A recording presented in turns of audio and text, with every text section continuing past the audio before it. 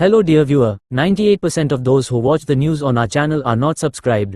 We request you to subscribe immediately and support us to continue publishing all the news in a quality manner. வால்பாறையில் அம்மா பேரவை சார்பாக வால்பாறை சரவண மஹாலில் மாவட்ட செயலாளர் விஜயகுமார், மாவட்ட இணைச் செயலாளர் செந்தில் பாலு, நகர செயலாளர் மயில் கணேசன், வால்பாறை வி. அமீது முன்னிலையில் நடைபெற்றது.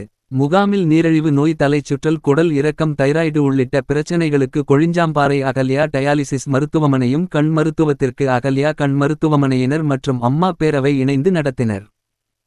முகாமில் முன்னாள் எம்எல்ஏ கஸ்தூரி வாசு, ஆனைமலை ஒன்றிய செயலாளர் மகாலிங்கம், கார்த்திக், அப்புசாமி, வி.கே. வசந்த், வெங்கடேஷ், வழக்கறிஞர் பெருமாள், சண்முகவேல், சண்முகம், சசிகுமார், ரொட்டிக்கடை, அம்மா பேரவை செயலாளர் ராஜமாணிக்கம் கலந்து கொண்டனர். இம்முகாமில் ஏராளமான பொதுமக்கள் கலந்து கொண்டு சிகிச்சை பெற்றனர். கோவை மிரர் செய்திகளுக்காக உங்கள் கருப்பசாமி.